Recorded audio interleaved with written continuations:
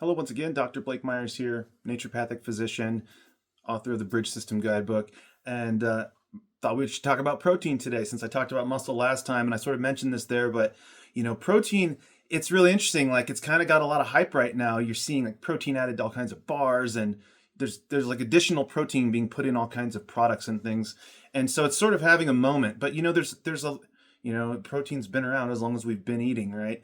So there's always different dietary fads and just things that are sensationalized, and really even more now it seems with social media and people who are influencers, like the influencer culture and things. It's just like a lot of things get hyped up at different times for different reasons. A lot of times it's because people are trying to sell things, etc. But protein's really essential, but it's got a little bit too much hype right now, I think, for what kind of benefit it will actually give.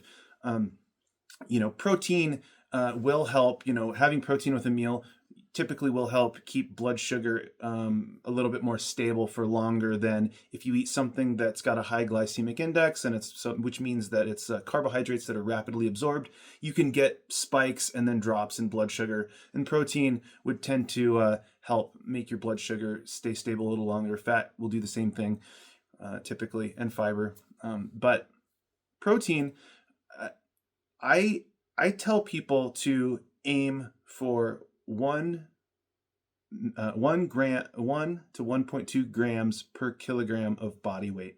So this is really important when you're going through menopause, because as you get through menopause and you're postmenopausal, your muscle mass will start to decline, just from natural aging and potentially from the menopause process itself.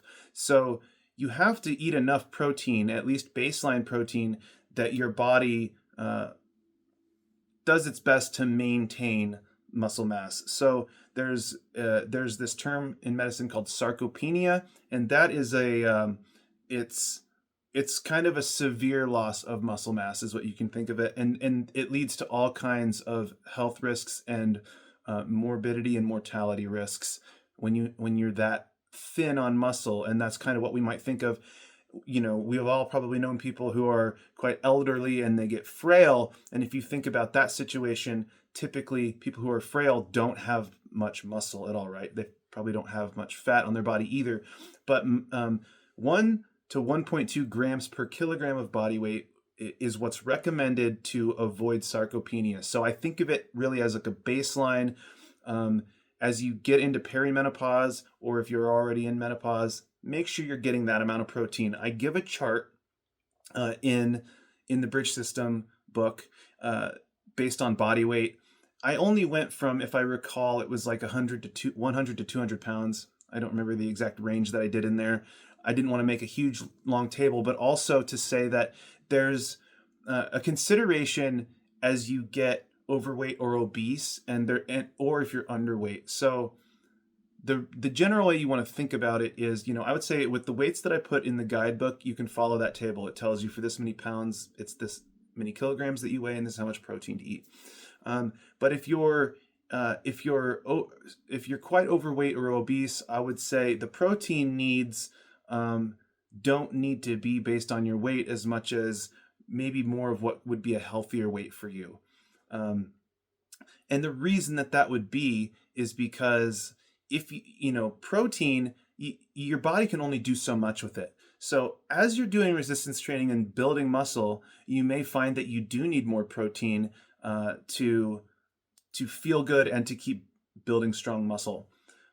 But if you eat more protein than what your body needs to put into muscle and other things that your body uses protein for, it can turn that protein into fat.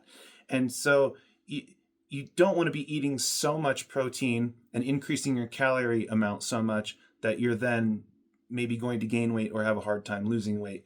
So it's typically a better idea if you're overweight or obese or underweight to aim for what would be a healthier weight. So if you're underweight, I would probably increase the protein a bit more and aim for what might be a healthier weight. So if you're 95 pounds, let's say, I would be looking at what would it look like to eat enough protein that if you were 115 or 120 pounds, something like that.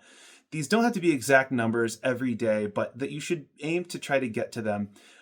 If you are building muscle and doing resistance training consistently, you may need to start going up to, the 1.5 grams per kilograms or higher.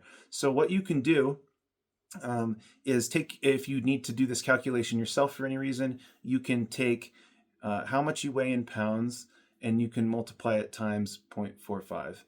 And that will give you the kilograms, how much kilograms you weigh. And so that kilogram, if it's 1 gram per kilogram, then that's what it is. So if you do the calculation and you weigh 70 kilograms, then 70 grams of protein would be 1 gram per kilogram. If it was 1.2 grams, then you would take that 70 times 1.2.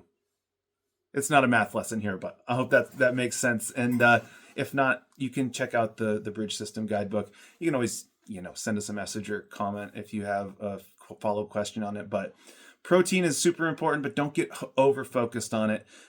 Be more focused on a balanced diet and a balanced plate. So you have adequate protein, but you have plants on the plate always, maybe some fermented foods in there, and you're getting enough fiber, right?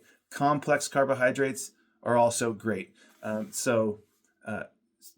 just want to put it in perspective of not getting hyper-focused on any one type of nutrient or food category. It's really about the whole picture and what your plate looks like on a regular basis. If you find this helpful, please subscribe to the YouTube channel and share it with somebody, share social medias with somebody, and share the Bridge System Guidebook with them. All right, thanks a lot for taking us on your journey, and take care. We'll talk soon.